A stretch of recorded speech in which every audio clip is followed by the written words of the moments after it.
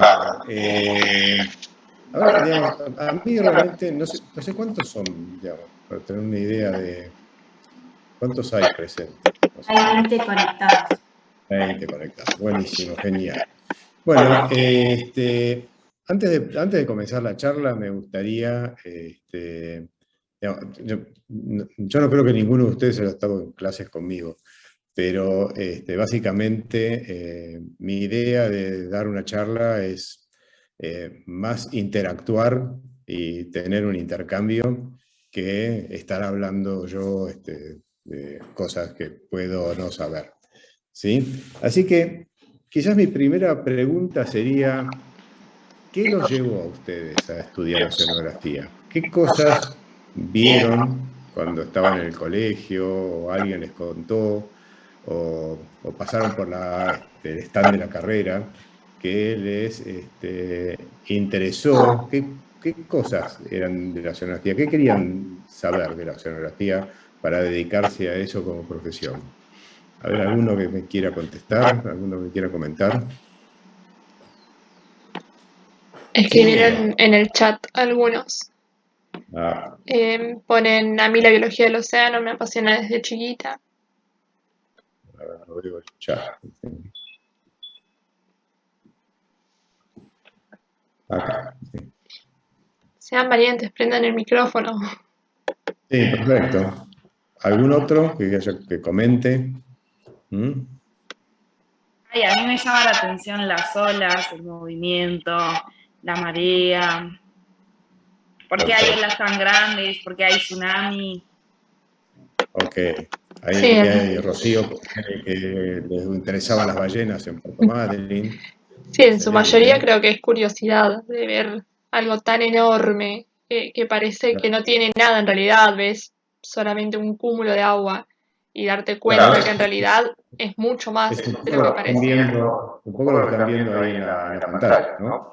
Sí. Es algo, una superficie, digamos, y que quizás para el ojo que no está entrenado, digamos, no le dice nada, ¿sí? Salvo un lindo color azul, a veces verde, a veces gris, dependiendo de cómo se refleja la luz en el mar, o que si hay más fitoplancton, más sedimento, y les cambia el color de eso. Bueno, hay muchos, bueno, ahí veo algunas que fueron a la charla de Cintia, ¿no? Con los fenómenos extremos, así que también eso es interesante.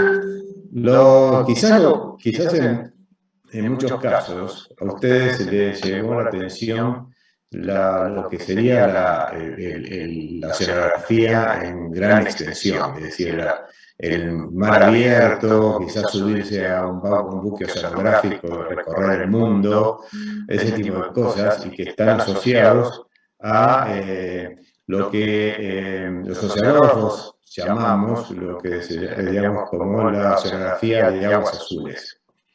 Es decir, cuando estamos hablando de ya fuera de la plataforma y en las grandes cuencas oceánicas, el agua es fundamentalmente azul. Entonces, esa es una forma de llamarla así, dentro de la jerga de los oceanógrafos, es llamarla la oceanografía de aguas azules. ¿Sí?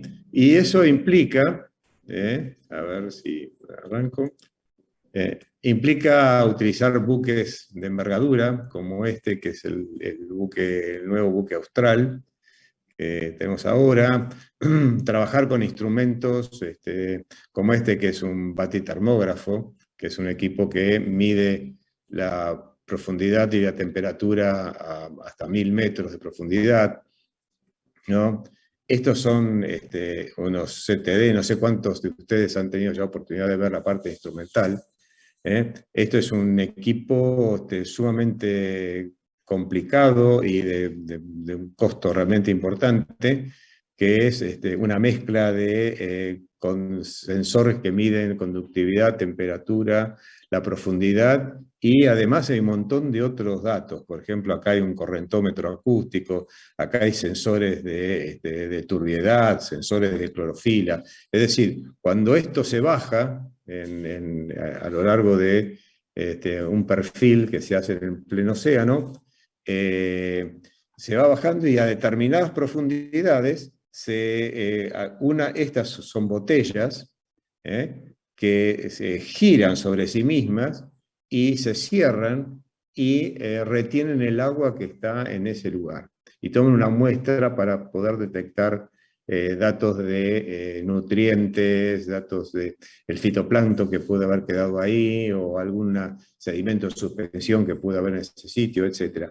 Este es uno de los equipos más utilizados cuando trabajamos en lo que se llama la oceanografía de aguas azules. ¿Sí?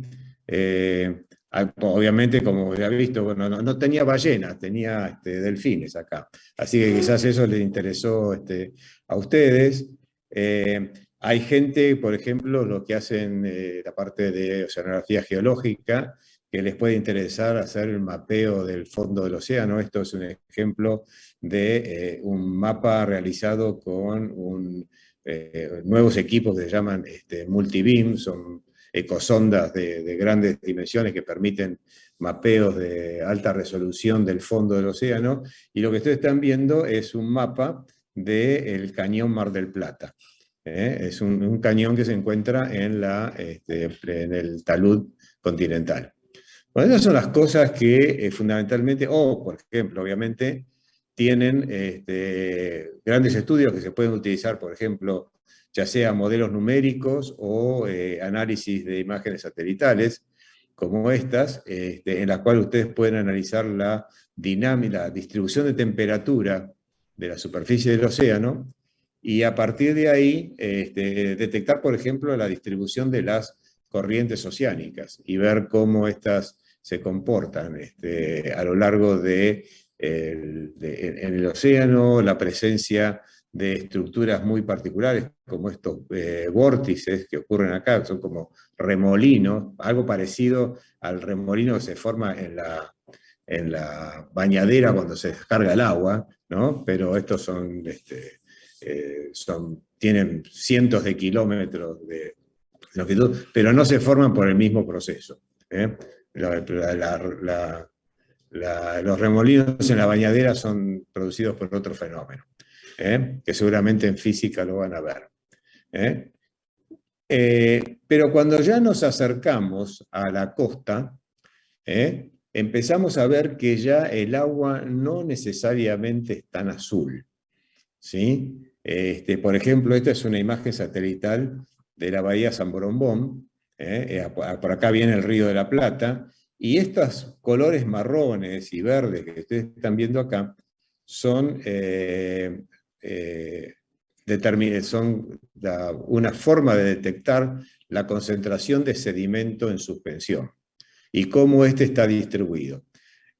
Una de las primeras cosas que uno puede detectar con respecto a esto es que la distribución de estos sedimentos no es algo uniforme. Se encuentra distribuido de distintas formas, incluso mezclado con sectores donde realmente el agua es transparente, estas zonas negras transparentes. Acá, por ejemplo, están viendo la pluma que genera la salida del agua del río Salado en ese lugar. O sea que, fíjense, cuando el río Salado sale a la plataforma, a la bahía de San Borombón, trae un montón de sedimento de suspensión.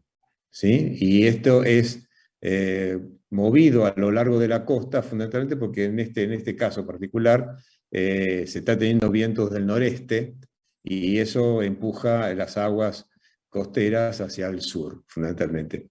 Pero eso es simplemente para que ustedes tengan una idea de qué va pasando. Yo lo que les voy a hablar hoy es fundamentalmente de la otra oceanografía, la oceanografía de aguas marrones. ¿Sí? Es decir, siempre, ya no se usa tanto, pero en una época había como una especie de división. Los príncipes azules eran los de las aguas azules, y los que nos embarrábamos en la costa éramos ya de menor categoría, ¿no? Bueno, últimamente estamos demostrando de que no hay esas diferencias. Incluso muchos de los que se han dedicado por muchos años a trabajar en aguas azules también están embarrándose los pies, ¿no? Así que esto, básicamente lo que están viendo acá, es algo parecido, es una foto de la realidad de algo que ven ustedes en una imagen satelital como esta. ¿Sí? Les aviso que ustedes me interrumpen en el momento que quieran. Como siempre digo, no existen las preguntas estúpidas. Es más, son las mejores preguntas. Así que si tienen una pregunta realmente que les parezca que es una tontería, háganla, no tengan miedo de hacerla. Entonces, bueno, acá tenemos otro ambiente muy interesante. Acá tenemos, esto es un ambiente más tropical, esto es en Brasil, donde están viendo todo un sistema de manglares, ¿no? Y laguna y parte de un estuario. Y, digamos, es el tipo de cosas que uno trabaja cuando uno trabaja en la costa, en la zona costera. Acá tienen, por ejemplo, ya efectos acá la suma del viento y las olas y cómo me están afectando un sector interno del estuario del río Quequén salado, cerca de Marisol, no sé si conocen el lugar. Bueno, este es un día con muchísimo viento norte, y veíamos, digamos, en esta planicie de arena. Cuando sacamos esta foto era una planicie de arena. Ahora, las últimas observaciones que tenemos es casi todo fango. Así que fíjense cómo cambió en como 20 años desde que yo saqué esta foto a la actualidad, cambió completamente el tipo de sedimento que tenía en ese lugar.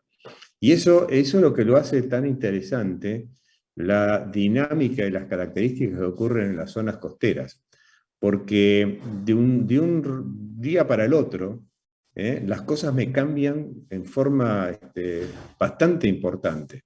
Y realmente nos hace, y genera, digamos, un montón de incógnitas y un montón de hechos que son realmente interesantes para poder estudiar, que a veces en los procesos en el océano abierto son muchísimo más lentos en general. ¿Sí? Así que yo lo que les voy a hablar es de esa otra oceanografía. Por ejemplo, lo que ven ustedes atrás es una planicie de marea. Mucho del trabajo que yo hago está dedicado a trabajar en este tipo de ambientes, donde realmente uno se embarra, o en playas, fundamentalmente, y estuarios. Así que lo que les voy a contar son algunos ejemplos, no todos, hay chiquicientas cosas para contar, realmente es muy interesante, pero les voy a contar algunas cosas que les puede llegar a interesar y por supuesto que estoy abierto para que cualquiera me quiera consultar. Digamos, en el futuro, digamos, sobre alguno de estos temas, por supuesto, bienvenido. Bueno, esta es una imagen absolutamente exagerada de lo que sería lo que sería toda la plataforma continental, el talud continental de la Argentina, pero sobre todo yo me voy a dedicar a lo que pasa acá, a lo largo de esta costa, que recientemente terminamos de hacer un estudio en el cual medimos con absoluto detalle cuál es la longitud de la costa de Argentina. Y llegamos al valor de 6.814 kilómetros, desde el delta del Paraná hasta Ushuaia, ¿sí? El borde. Y eso es un valor casi 1.000 kilómetros más largo que lo que indica el Instituto Geográfico Nacional. ¿Sí? Digamos, esto se ha hecho con mucha precisión. Por ejemplo, ese es un tipo de trabajo que hemos hecho. Ahora, ¿quiénes están en la costa? ¿Sí? Eso es una de las cosas que es importante darnos cuenta. Por ejemplo, están las playas y los médanos. ¿Sí? Fíjense que uso la palabra médanos y no dunas. Los médanos son las formas que se generan producto de la acción del viento. Las dunas son aquellas formas que se generan por acción del agua. Así que eso es importante diferenciar ese tipo de conceptos. ¿Sí? Así que por eso van a ver que yo voy a decir siempre médanos cuando me refiero a estas formas eólicas. Por supuesto hay acantilados, ¿no? Esos son otros tipos de sistemas costeros. Por suerte en Argentina tenemos de todos estos tipos de cosas, así que tenemos muchísimo para mirar. Están los estuarios, acá tienen ejemplos, estos son un par de estuarios de Canadá, por ejemplo, esta es la bahía de Fundy. Este es el lugar donde, acá en este lugar, es donde se produce la marea más grande del mundo, tiene 18 metros de amplitud. Eso no quiere decir que nosotros no nos quedemos atrás, ¿no? Hay lugares como Bahía San Sebastián o Río Gallegos que tenemos amplitudes de 12 metros, así que estamos ahí cerca de las mejores del mundo, ¿sí? Deltas, como este caso del delta del Mississippi, nosotros tenemos, por ejemplo, el delta del Colorado, el delta del Paraná, son dos deltas que son interesantes para trabajar, y los humedales costeros, por ejemplo, las planicies de marea, que es como ejemplos que ustedes ven acá, las marismas de agua dulce y agua salada. Esta es una marisma de agua salada y esta es una marisma de agua dulce. La diferencia entre estas es simplemente que acá no llega agua con sal, pero sí están afectadas por la marea. Así que tenemos, o sea, hay toda una dinámica, digamos, de la marea que va modificando el transporte de sedimento y las características del lugar, pero no son afectadas por la salinidad. Los pastos marinos, estos son unas estructuras que lamentablemente en Argentina no tenemos, pero son unos campos de vegetaciones, pues justamente como se dice el nombre, son pastos y hierbas, que se encuentran la mayor parte del tiempo cubiertas por el agua, suelen aparecer, ¿no? Se encuentran un poco a profundidad, y son unos excelentes amortiguadores de la dinámica oceánica, ¿no? Así que es una cosa realmente muy interesante. Lamentablemente, a lo largo del tiempo, me entierro de cosas porque no lo vamos a ver más, durante mucho tiempo se los cosechó para utilización de sus propiedades, sobre todo para la parte de hacer cestas y otras cosas, y ahora se encontraron con que digamos, muchos de los lugares donde se cosechó los pastos marinos están en un fuerte proceso erosivo, producto de haber perdido a estas plantas. Sí, ¿alguien quería preguntarme algo? Bueno, entonces, sí, está bien. Y ahora los están plantando nuevamente, justamente para poder recuperarlos. Se está haciendo todo un proceso a nivel mundial de poder recuperar estos campos de pastos marinos. Otros lugares son los manglares, que tampoco los tenemos en Argentina, porque son ambientes tropicales, y fundamentalmente son como si fuesen arbustos, que tienen sus raíces. Es muy interesante porque tienen unas raíces que se llaman neumatoforas y que están fuera del agua, y por ahí respiran estas plantas. Así que son bastante interesantes, y estos son los lugares que tienen mayor concentración de materia orgánica y mayor actividad biológica, digamos, de los ambientes costeros. Son extremadamente ricos en biodiversidad y en abundancia de especies biológicas. ¿Sí? Bueno, yo voy a arrancar con las playas, ¿sí? Así que ustedes están viendo acá una playa, ¿sí? Para que cerca.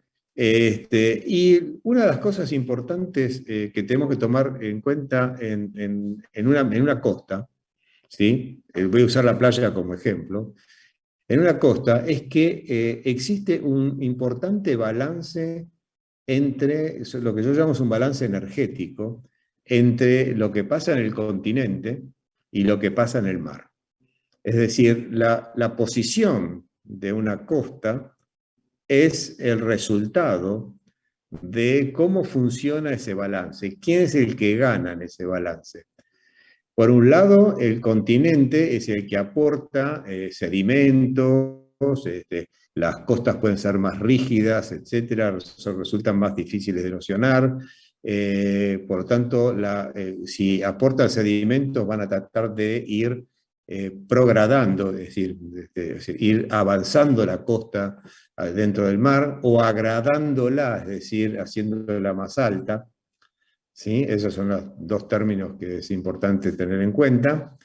Y por otro lado, tengo la energía del mar.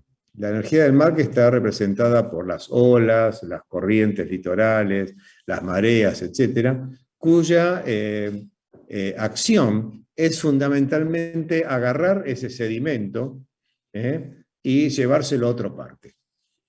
¿Sí? Por lo tanto, si yo dejo que el mar actúe por sí mismo, lo que va a suceder es, con el tiempo, me va a sacar el sedimento de la costa. Entonces, a mí me gusta tener este ejemplo para que ustedes lo vean. No sé si cuántos de ustedes les gusta el rugby, o han visto rugby alguna vez, ¿no? Esto que ven ustedes acá es un scrum, es un tipo de jugada, un tipo de estructura que se pone en un partido de rugby, cuando se comete una falta. Y acá tengo el ejemplo de una foto sacada de un partido donde juegan los Pumas contra los All Blacks, que son el equipo de Nueva Zelanda, que es el mejor equipo del mundo. ¿Sí? Bueno, imagínense que yo lo que uso esto porque Argentina, como todos sabemos, y como vimos en ese mapa grande, que somos un país con una tendencia continental. Es decir, que la mayor parte de la gente, digamos, vive de espaldas al mar, ¿no? Entonces piensa que Argentina es un continente. Y entonces yo acá lo quiero representar como lo que sería el continente, la energía del continente. Y los All Blacks son de Nueva Zelanda. Nueva Zelanda es un país, una isla, son islas, o sea que es un país, incluso está en el continente Oceanía, o sea que podía ser representativo de lo que es el océano. Ahora, si yo considero que el balance de la energía, o sea, cuando estos dos tipos lo que tienen que hacer es el medio scrum que está acá, tira la pelota en el medio de los dos equipos, y la idea es empujarse unos a otros para conquistar la pelota. Es decir, si en este caso, si el continente, en este caso los Pumas, son mejores que la parte oceánica, es decir, lo que va a suceder es que van a avanzar sobre el océano y van a, digamos, agradar o progradar ese continente. Pero si ocurre lo contrario, es que el mar es mucho más fuerte que el continente, entonces vamos a tener un proceso erosivo.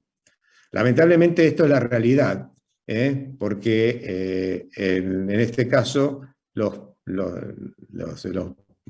All Blacks, como son el mejor equipo del mundo, realmente nos ha costado, una vez sola le pudimos ganar, no sé, en más de 40 partidos. Así que es muy común, entonces, que gran parte de las costas del mundo se encuentren en un estado erosivo, porque el mar está ganando, en muchos casos, lo que está sucediendo en las costas. Y quizás una de las cosas importantes que podemos hacer nosotros como oceanógrafos es encontrar mecanismos o estudiar las costas y encontrar mecanismos que permitan mitigar. No es algo que vamos a poder parar, pero sí mitigar. La palabra clave es mitigar, es decir, disminuir el efecto que puede tener el avance del mar sobre el continente. Lamentablemente, en muchas de las costas de Argentina estamos haciendo muy pobre, no los oceanógrafos, pero sí la gente está haciendo un muy pobre trabajo de mitigación. Como ustedes vieron probablemente en los ejemplos, en las noticias, en casas que se van cayendo en las playas, etc. Bueno, todo eso es producto de un mal manejo de la costa. ¿sí? Esto es quizás medio complicado, pero la idea es, disculpen que algunas cosas están en inglés, pero las saco de charlas que doy en algún otro lado. Y cuando yo me encuentro en la costa, digamos, yo tengo una correlación entre los distintos elementos. La geomorfología es la base de todo, ¿sí? La dinámica del mar y del continente, los procesos climáticos y también todos los aspectos que tienen que ver con la biología y la química, todos esos se relacionan con un elemento clave que es el transporte de sedimento. Y a la larga, mucho de lo que hacemos, la parte de geología, oceanografía geológica, realmente nuestro trabajo está fundamentalmente basado en entender el transporte de sedimento que existe en distintos ambientes, ¿no? Esto voy a pasarlo. Y yo acá, ese mismo gráfico que les puse a ustedes, se los puedo plantear de esta forma. Fíjense que yo en una costa puedo tener un conjunto de ríos que me van llegando al mar, vientos que actúan. Los vientos son los que me generan las olas, pero también me modifican a las mareas, ¿sí? Me cambian las condiciones de las mareas. Las olas me generan corrientes litorales, ¿sí? Los ríos, interactuando con las mareas, me generan corrientes de marea, ¿sí? Todos esos interactúan sobre lo que es la morfología, la superficie del fondo. La morfología, la forma que tiene el fondo. Es decir, si yo no tengo un lugar donde apoyarme, nada de todo esto ocurriría. ¿Sí? ¿Y qué pasa? Cuando todos estos interactúan con la morfología y van cambiando su dinámica, sus procesos, a medida que, en función de cómo es la forma de ese fondo, ¿sí? El fondo, las costas, etc. ¿Sí? Ahora, imagínense que yo, por acción de todas estas cosas, de las corrientes, marea, etc., saco un granito de arena de ese fondo. Es decir, que lo transporto. Transporto ese granito de arena de un lugar a otro. Ahora, esa morfología que tenía ahora, ¿es la misma que estaba antes? ¿Alguno puede contar? ¿Es la misma? No, no es más. Por lo tanto, les pido si tienen el micrófono abierto que lo apaguen, por favor, así no. Al cambiar la morfología, voy a cambiar los procesos de interacción que existen entre todos estos procesos con el fondo. Y por lo tanto, me va a cambiar cómo se transporta el sedimento. Y cada granito de arena que yo mueva, me hace un cambio en la morfología y me hace un cambio en los procesos dinámicos que ocurren en ese lugar.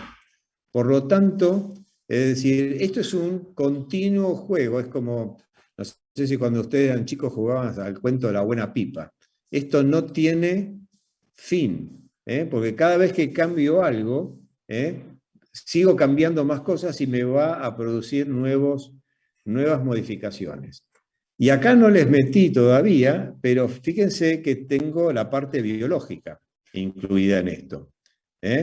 La presencia de plantas, la presencia de cangrejos o mejillones, o lo que ustedes quieran, que puede estar apoyado o dentro de ese suelo, dentro de esa morfología, producto de su propia actividad. Muchos de estos organismos son bioingenieros que me modifican el fondo y las características de los lugares, y obviamente hacen cambios importantes sobre la morfología. Por ejemplo, hay algunas estructuras como las matas microbianas que me producen como un colchón que me reducen la capacidad erosiva que tienen las corrientes y las mareas y las olas. ¿Sí? Por lo tanto, si yo no tengo esas matas, el sedimento sería fácilmente erosionable. con las matas encima, que son las matas microbianas, no sé si tuvieron alguna charla de alguien que hablara sobre el tema, creo que Diana Cuadrado, no sé si le habló ella, son un conjunto de diatomeas, cianobacterias y organismos que forman como un manto sobre la superficie. Y bueno, teniendo eso, me genera una reducción en la posibilidad de que el sedimento se cambie, simplemente por la presencia o ausencia de esas estructuras biológicas. Así que como eso, por lo tanto, cuando estamos hablando de lo que pasa en una costa, esto es lo más importante que ustedes están, para lo cual de alguna forma estructuramos la carrera de oceanografía. Ustedes fíjense que ustedes están estudiando biología, están estudiando geología, están estudiando química y física. ¿Por qué? Digamos, ¿por qué no le dijimos, bueno, estudien toda la biología y listo, no hay problema? Porque ustedes como oceanógrafos tienen que tener una visión conjunta de todas las cosas que ocurren en un determinado sitio. ¿Sí? Yo no puedo estudiar, digamos, un determinado lugar solamente si lo voy a atacar desde un determinado punto de vista. Por ejemplo, desde el punto de vista de las olas, o desde el punto de vista de la biología, o desde el punto de vista de procesos químicos. Yo tengo que tener un buen conocimiento porque lo tengo que atacar de distintas formas. Y la otra forma de verlo es que la oceanografía, sobre todo la oceanografía costera, no se puede hacer solo.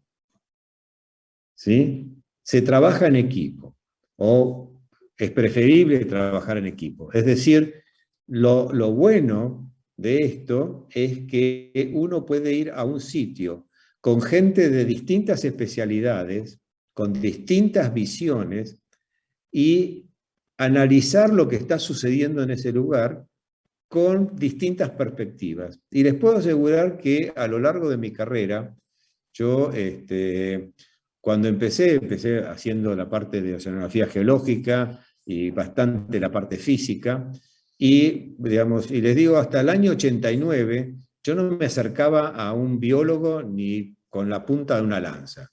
No quería saber nada de lo que pasaba con lo que hacían los biólogos. Y después, trabajando en un lugar en Canadá, con un grupo de biólogos, descubrí que si ellos no hubiesen hecho sus experimentos, los resultados que yo estaba obteniendo no los hubiese podido explicar jamás, ¿no? Eso me cambió completamente la perspectiva, y a partir de ahí empecé a trabajar con biólogos, empecé a trabajar con químicos, o sea que ahora, digamos, nuestro grupo de trabajo incluye todas las disciplinas que se pueden ocurrir, porque cuando vamos a un determinado lugar, las tratamos de ver desde distintos puntos de vista, incluso desde el punto de vista social. Nuestro grupo de trabajo incluye gente de economía y de otras ciencias sociales o geografía que nos aportan cuál es la influencia que tiene nuestro trabajo sobre la gente que vive en esos lugares. Y eso es muy importante porque también nos permite ver la situación desde un punto de vista aplicado. ¿Sí? Pero lo más importante que uno entiende que es la oceanografía, ¿sí? Y esto es la clave de la oceanografía, es que nosotros tenemos que entender procesos. La oceanografía son procesos. ¿Sí? Esos procesos, ¿cómo actúan con respecto a los organismos que están en el agua? ¿Cómo son los procesos dinámicos que ocurren en el mar? ¿Cómo actúan sobre los organismos? ¿Cómo actúan sobre los bordes del continente? ¿Cómo actúan con los materiales, las sustancias que están disueltas o en suspensión en el agua? Eso, todo ese conjunto, pero si ustedes lo miran, digamos, solamente desde el punto de vista de cuántas patas tiene el bichito que estoy analizando, no van a hacer oceanografía. La oceanografía la van a hacer cuando ustedes se pregunten cuáles fueron los procesos dinámicos que generaron que este bicho tenga 4 o 5 patas. ¿Sí? Es decir, esa es la diferencia entre lo que es un biólogo marino y un oceanógrafo biológico. ¿Se da cuenta? Es decir, el oceanógrafo biológico es el que va a analizar los procesos sobre cómo influencia en los organismos y en la ecología del lugar. Bueno, no me va, y un poco lo que quería comentarles es, por ejemplo, ¿alguno de ustedes vio alguna vez agua sin un recipiente?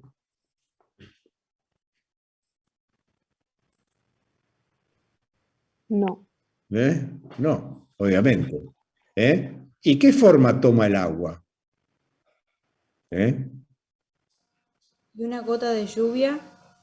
Claro, salvo las gotas de lluvia que vienen ya preestablecidas, si yo tengo un agua ahí, la forma de ese agua, ¿cuál va a ser? Exactamente, ese agua va a tomar la forma del recipiente. Por eso es tan importante saber cuál es la geomorfología del lugar.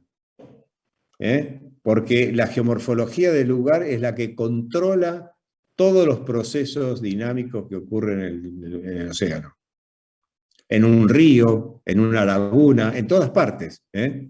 Así que uno tiene que empezar por entender cómo es la geomorfología del lugar, para poder entender cómo es la dinámica de los procesos. ¿Sí? Veamos una cosa, sí, veamos rápidamente algunos ejemplos, ya ahora me voy a apurar un poquito más. Para algunos, una playa es lo que está debajo de toda esa gente. ¿Sí?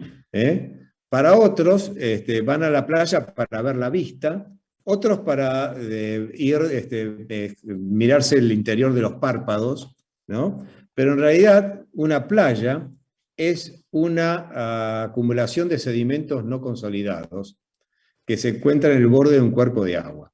¿Sí?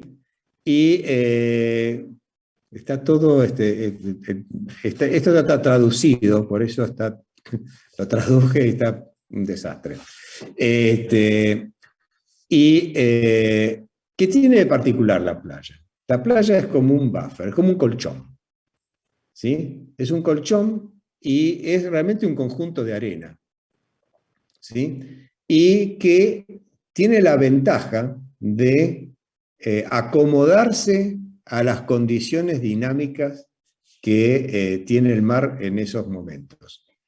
Eso es una de las principales ventajas que tiene. El hecho de que tenga sedimentos no consolidados hace que se pueda acomodar fácilmente. Cuanto más arena tengo, más fácil para la playa es acomodarse a las condiciones. Obviamente, cuando estoy en un proceso erosivo, pierdo arena y la playa deja de funcionar tan bien como un buffer y entonces me empieza a generar problemas más hacia el interior del continente. ¿Sí? Acá tienen como si hubiese cortado el perfil de en una playa y ahí tienen cómo son todos los elementos de la playa. No voy a entrar en los detalles con respecto a eso. ¿Y cuáles son los estudios que hacemos en una playa? ¿Sí? Yo un poco lo que voy a hacer es mezclarles un poco los elementos y qué tipo de trabajo se hace en una playa, por si a alguno de ustedes les interesa alguno de estos temas. ¿Sí? Por ejemplo, reglamentos geomorfológicos. Para eso hacemos perfiles de playa, ya sea con GPS diferenciales, con reglas, Emery, los que hicieron hidrografía continental y marina seguro hicieron estas mediciones con estas reglas, pero tenemos equipos mucho más sofisticados, diría yo. Mapeos con drones, por ejemplo, usamos drones y hacemos mapas 3D, digamos, con las imágenes que sacamos de acá. Esto para que tengan idea, esto es un mapa que tiene cerca de 75 millones de valores de coordenados en X y Z. Es decir, lo que ustedes están viendo en colores acá justamente es un mapa, no es fotografía. ¿Sí? Y cada uno de los puntitos que están acá adentro tiene sus coordenadas. Y eso nos lo permite trabajar con estos drones. Por ejemplo, hacemos mediciones de olas y corrientes. Esto es un equipo que tenemos que mide olas, corrientes y turbulencia, por ejemplo. Y podemos analizar la dinámica de lo que sucede en la playa. Esto es lo que están viendo el equipo cuando está por ser tapado por el agua. ¿Sí? También hacemos mediciones meteorológicas. Muchas de esas cosas les estuvo contando Cintia el miércoles. Acá tenemos una estación en Pehuenco, en una torre que está a 25 metros, y estos equipos son los que construimos nosotros. Los hacemos todos en el IADO. Tenemos una estación meteorológica completa. Hacemos mediciones con cámaras. Por ejemplo, tenemos monitoreo de la playa en tiempo real. Digamos, estamos tomando datos de estas dos cámaras, sacan fotos, y esta es una cámara de video, por ejemplo. ¿Sí? Acá lo que ven es justamente una video de la playa hecha ya en 2018, más o menos, cuando empezamos a arrancar con... Esta la instalamos en 2018. ¿Sí? Y, por ejemplo, acá tienen ejemplos de las fotos que saca la cámara. ¿Sí? Y esto es lo que hacemos nosotros. Fíjense que, por ejemplo, hacemos análisis específicos de la playa. Estos son valores medios de las imágenes que se toman. Podemos ver cómo va evolucionando la dinámica de las playas y la formación, por ejemplo, de estructuras en la playa con el tiempo. E incluso tratamos de diferenciar distintos elementos en la playa a través de, utilizando un proceso que se llama Machine Learning e inteligencia artificial. Podemos determinar datos de las imágenes, podemos calcular distintos elementos de la playa. Por ejemplo, fíjense acá cómo vamos viendo la evolución de estas medialunas de playa, y pueden ver, digamos, básicamente cómo podemos tratar de ver si podemos interpretar cómo se controlan, cómo se generan estas estructuras que son bastante complicadas y muy poca gente sabe cómo funcionan. Y ven, por ejemplo, cuando hacemos todo ese análisis, esta es la imagen y esta es la imagen segmentada, o sea, analizada, donde podemos diferenciar entre agua, rompientes, rocas, arena húmeda o arena seca. Todo eso se hace, para que tengan idea, en este momento debemos tener cerca de 80.000 imágenes en los últimos 3 años, que estamos procesando de esta forma. ¿Sí? Acá tienen otros ejemplos, así que les estoy mostrando simplemente distintas formas de cosas. Por ejemplo, bueno, muestreos biológicos, también eso es lo que hacemos en la playa. Este es un ejemplo de un muestreo que se hizo para la tesis de una chica de biología, la tesis de doctorado, donde se hizo un muestreo de zooplancton en la zona de deslizamiento. Esto fue el primer trabajo que se hizo a nivel mundial sobre este tema. ¿Sí? Por ejemplo, hacemos trabajos de aguas subterráneas y tratamos de ver cómo la descarga de agua subterránea en la playa me trae nutrientes o otros elementos contaminantes, etc. Y vemos cómo eso me modifica las características de la playa. Esta es la primera estación que se puso en Latinoamérica en una playa para medir olas, temperatura y...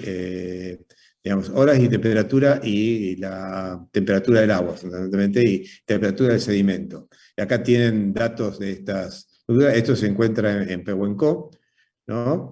Y cuando le decía que cuando se hizo el estudio de la zona de deslizamiento, ¿sí? Y cómo era el deslizamiento, basado en la información que teníamos, pudimos estudiar los efectos de eventos extremos, como decía que le interesaba a Irene, que le interesaban los eventos extremos.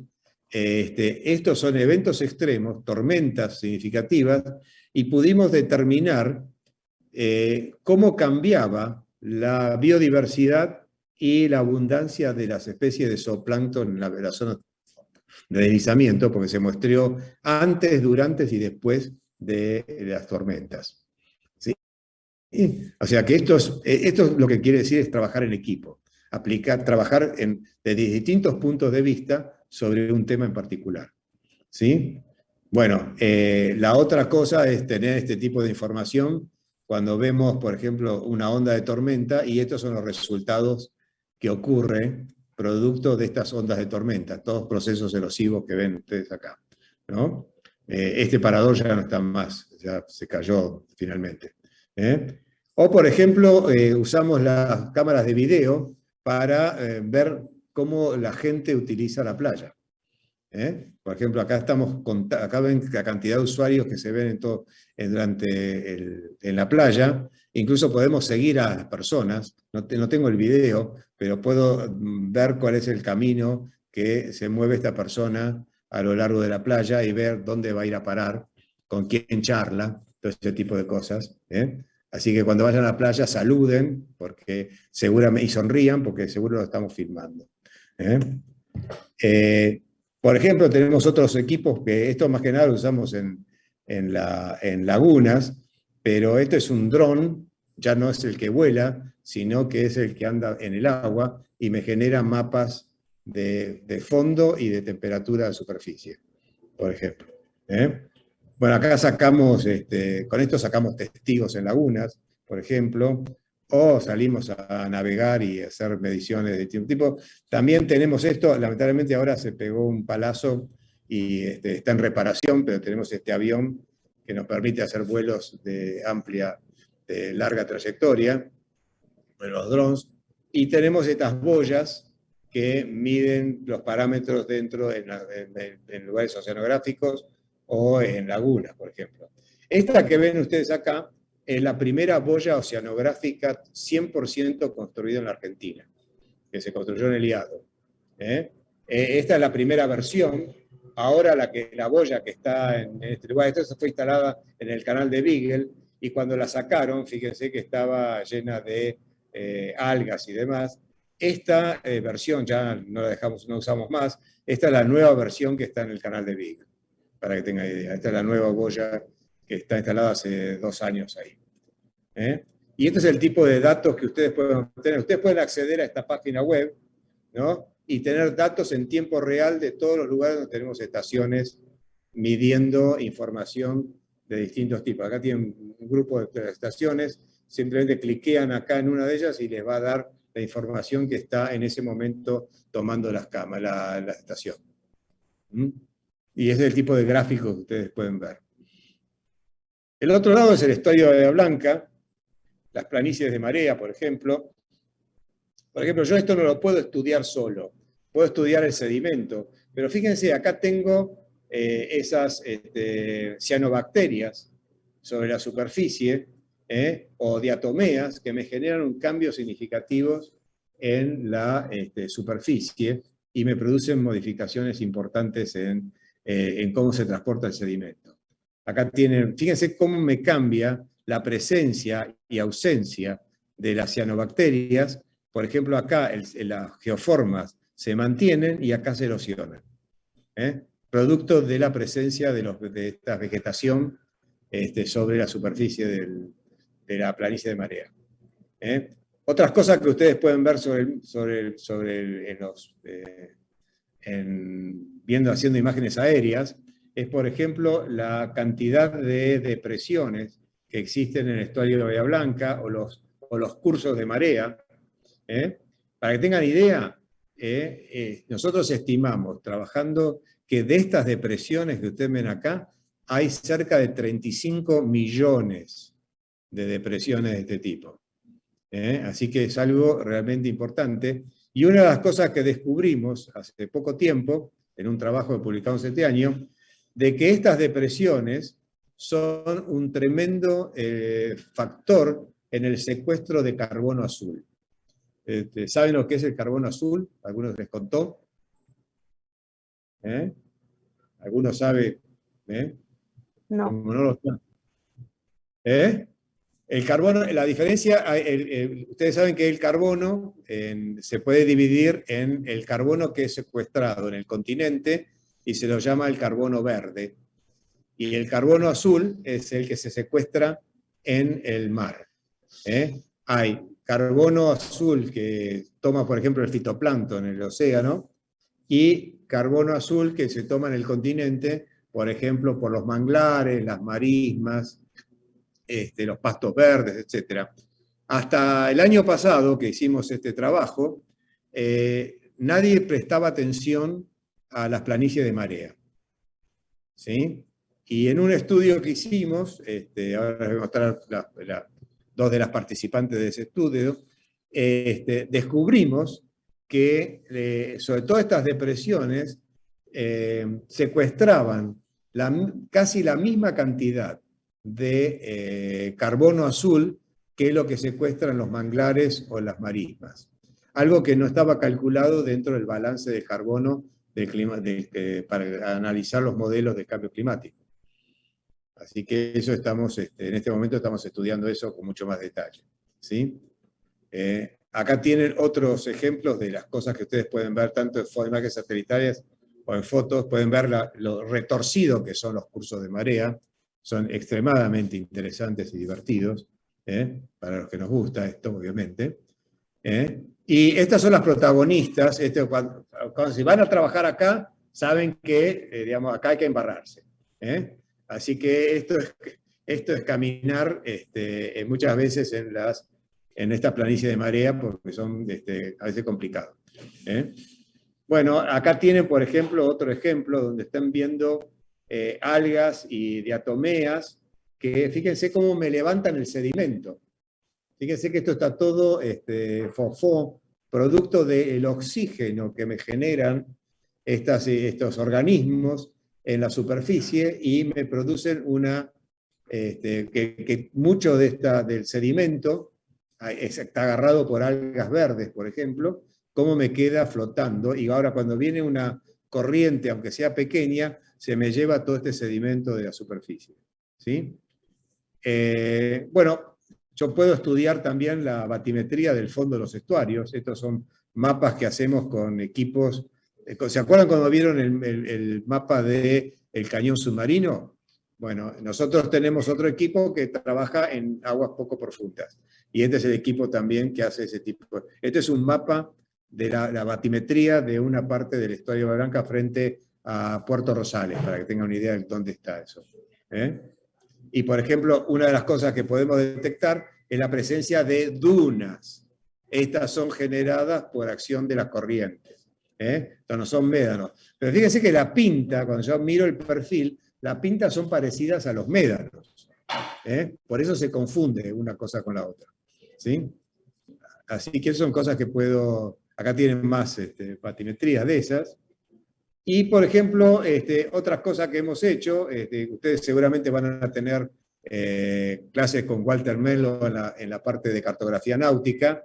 Bueno, cuando Walter hizo su tesis de doctorado, estuvimos analizando cómo fue la evolución del estuario de Bahía Blanca. Fíjense, esto fue cómo pudimos analizar a través de mapas históricos, mapas, información geológica y evolución, cómo se fue generando, cuando, por ejemplo, hace 6.000 años el nivel del mar estuvo como 7 metros por encima del nivel actual.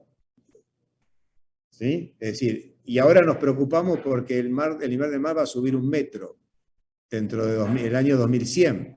Pero fíjense que hace 6.000 años el nivel del mar acá estuvo 7 metros por encima de la actualidad.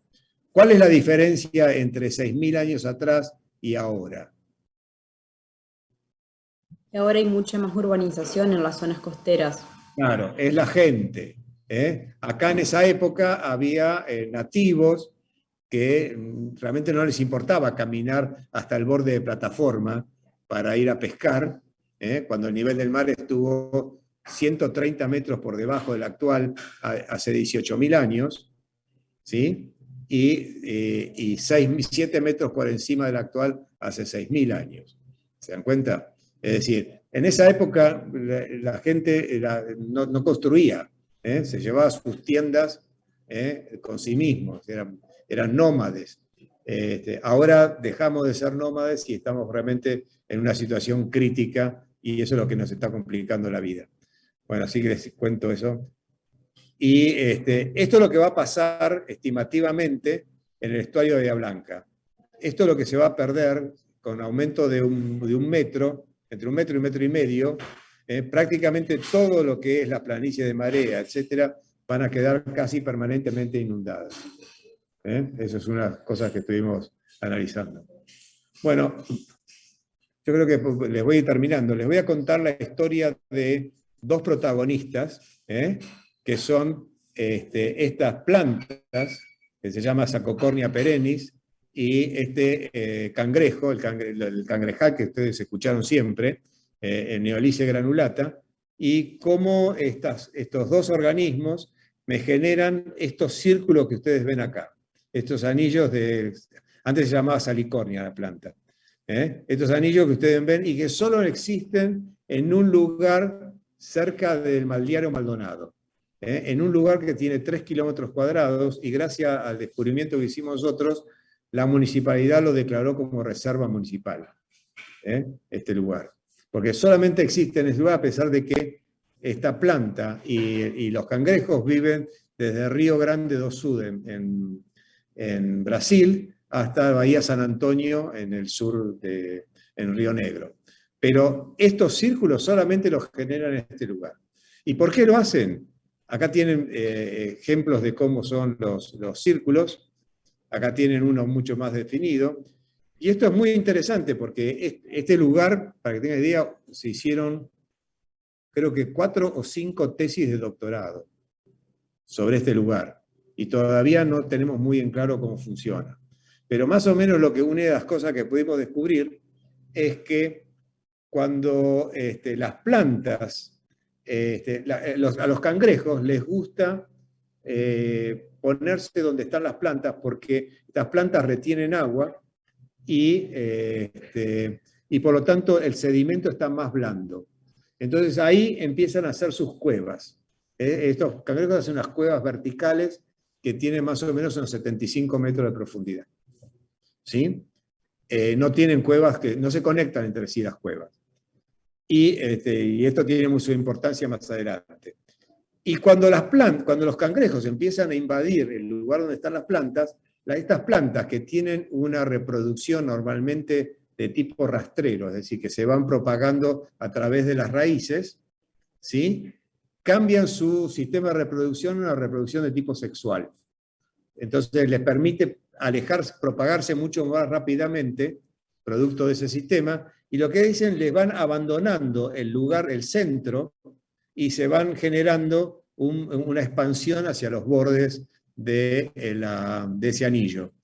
Y en este lugar que antes, cuando estaba la planta, estaba elevado, ahora hay una depresión. Esto se baja, producto de que se va hundiendo debido a la cantidad de cangrejos. Para que tengan idea, acá hay entre 40 y 60 cuevas de cangrejos por metro cuadrado. Para que tengan idea la cantidad de bichos que hay ahí adentro, son muy interesantes. Y después con el tiempo, por el proceso de crecimiento, estos anillos pueden coalescer y formarme figuras de 8, etc. Y así van creciendo. Y eso me genera, acá no se los muestro, me puede llegar a generar cursos de marea en ese lugar. Y acá tengo otro ejemplo de mediciones de corrientes hechas en la parte interior del estuario de Bahía Blanca. Esto es Puerto Cuatreros, acá está General Serri, en este lugar, y acá es un estudio que hicimos hace unos años con mi curso de Geomorfología y Dinámica de Estuarios, es un curso de posgrado, donde pusimos un montón de 8 estaciones y estuvimos midiendo corrientes con correntómetros acústicos, con CTDs, muestreo de sedimento. Este es un sensor que mide sedimento de suspensión, ¿no? Y eso en cada una de estas estaciones. Y lo que ustedes ven acá son los mapas de vectores a lo largo del ciclo de marea, de cómo son las corrientes en ese lugar. Y una de las cosas que queríamos ver, que nadie hizo hasta ahora, fue estudiar cómo era la influencia de las planicies de marea, estas planicies de marea y esta planicie de marea, sobre la circulación del estuario en el canal. Es decir, porque siempre se estudió lo que pasaba acá en el canal, pero no se sabía nada de cómo era, sobre todo cuando el agua se descargaba durante la bajante, en la circulación del estuario. Y eso justamente lo pudimos hacer gracias a este tipo de equipamiento. Y estos son, para que tengan una idea, cómo son los vectores. Este es un día que había mucho viento, por lo tanto, fíjense que prácticamente tengo más descarga desde el norte y acá en el sur se me está subiendo. Por lo tanto, el clima juega un papel también importante. Acá tienen más ejemplos. Y esto es una de las cosas que, digamos, este es el moto por el cual yo me manejo. ¿Sí? Es decir, yo he descubierto a través de mi vida que he tenido muchas oportunidades para poder llegar a donde estoy. Pero esas oportunidades yo no las hubiese aprovechado si me hubiese quedado chanta y me hubiese quedado tranquilo, etc. Todas las oportunidades las tuve y las logré simplemente porque estaba, digamos, hice un trabajo duro para que esas oportunidades realmente me sirvieran en el futuro. ¿Sí? Eso es lo que quiere decir esta imagen. Y la otra cosa que siempre, que tengo este cartelito en mi oficina, ¿no? Que dice, me gusta este trabajo tanto que lo haría gratis, básicamente.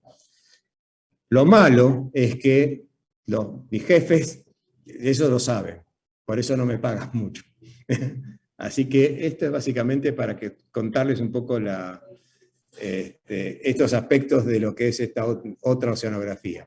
Espero que les haya interesado, les haya servido, y bueno, si tienen preguntas, adelante. No sé si me pasé del tiempo. No, está bien, es muy interesante. ¿Alguno tiene alguna duda? Sí, yo le quería preguntar una cosa respecto al trabajo. Sí. Usted en un momento estuvo hablando de la dinámica del trabajo respecto a las distintas especializaciones. Marcó una diferencia entre el oceanógrafo biológico y el biólogo marino. Sí. ¿Me puede explicar cuál sería la diferencia? Mira, va a ser más fácil que te lo explique con respecto a la geología marina. Vamos a ver, la geología geológica, la geología marina, pero es válido para todas las demás.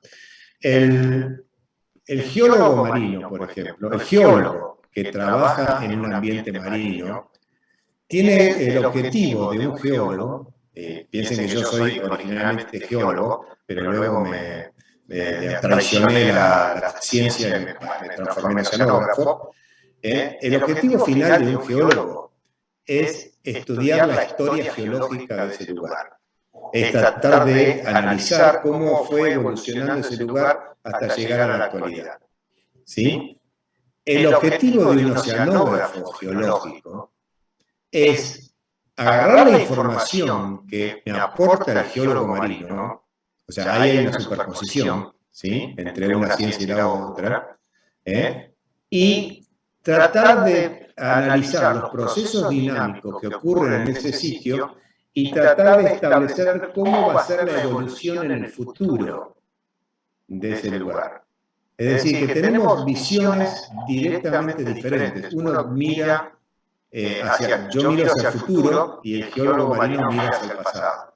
En el caso de, no sé si eso te explica un poco la parte en geología. En biología pasa lo mismo.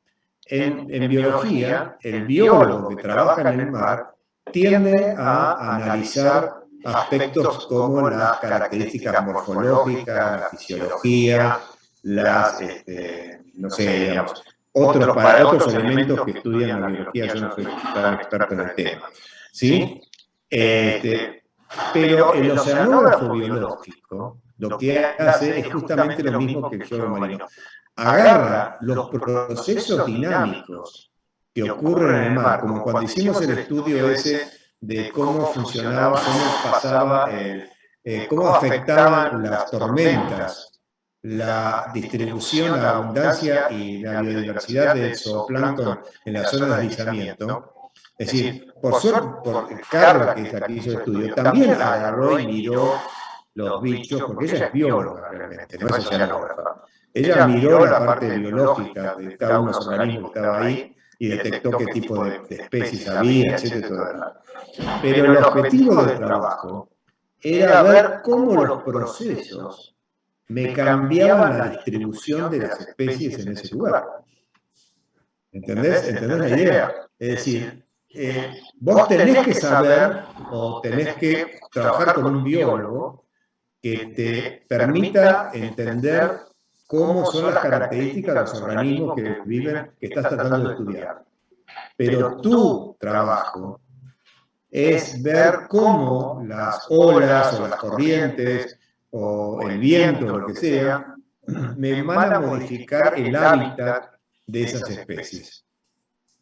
¿Sí? Y vos la idea es tratar de predecir cómo en el futuro el hecho de que haya cambios en esos procesos dinámicos me puedan afectar la distribución y biodiversidad que tengo en un sitio. No sé si te expliqué. Lo mismo pasa con los químicos. Los químicos estudian, agarran una muestra de agua y determinan qué elementos hay en el agua. A nosotros nos interesa saber dónde van a parar esos elementos. Y para eso necesito saber los procesos químicos, los procesos físicos que me transportan a las sustancias, a los contaminantes, por ejemplo, o a las sustancias que tengo disueltas en el agua. ¿Sí? No sé si te expliqué.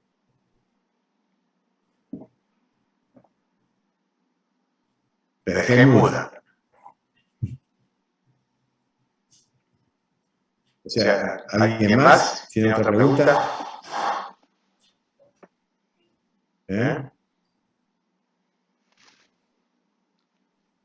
Bueno, creo que no. Bueno, pero no tengan miedo. ¿Tienen alguna pregunta? No tengan miedo de preguntar. Digamos. Yo justamente estoy acá para que ustedes pregunten. Por supuesto,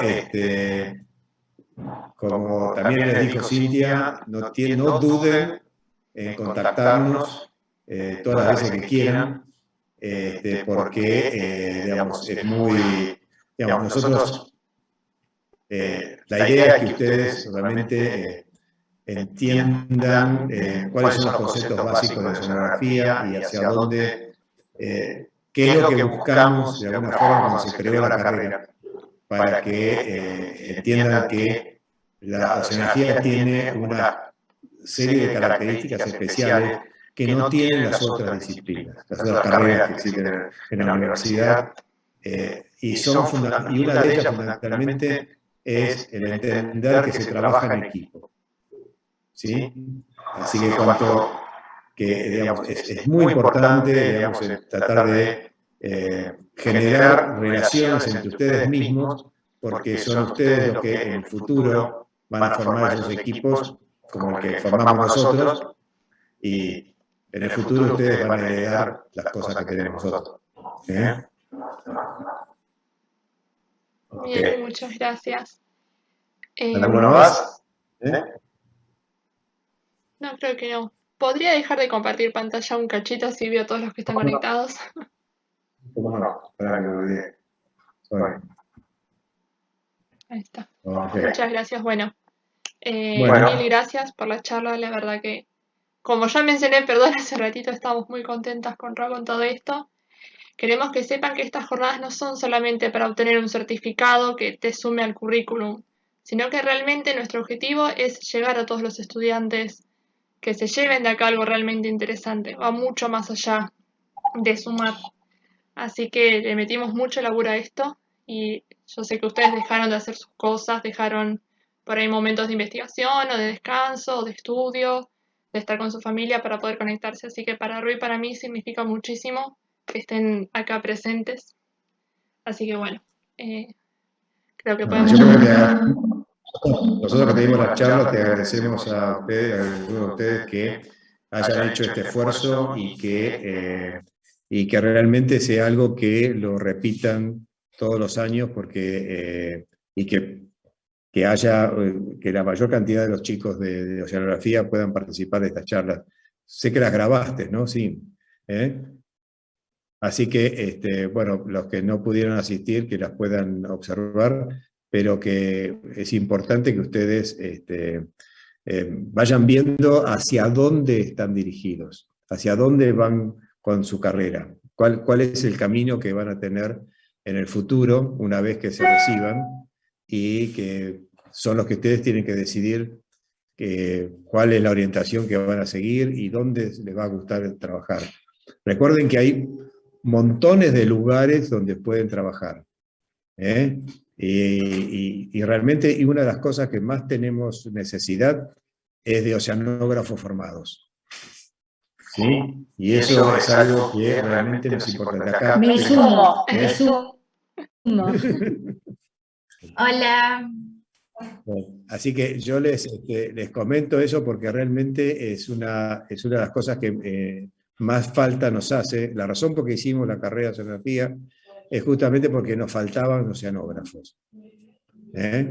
Y lamentablemente durante muchos años no lo pudimos lograr porque, ¿se acuerdan ustedes? La carrera estaba y por razones políticas en 1985 la cerraron y perdimos muchas generaciones de oceanógrafos. Y ahora con mucho esfuerzo estamos logrando lo que es la mejor carrera que hay en el país, les puedo asegurar. Los chicos que han salido ahora, todos tienen trabajos, todos tienen becas, están trabajando en distintos lugares del país, son reconocidos, tanto en el país como incluso con publicaciones internacionales de primer nivel. Realmente estamos muy contentos con lo que está saliendo de la universidad. Y creo que ustedes van a seguir ese camino y me parece que es fundamental que entiendan que ustedes son los que van a darles el prestigio a la Universidad Nacional del Sur cuando se reciban. Así que tenemos mucha confianza en ustedes. Ok.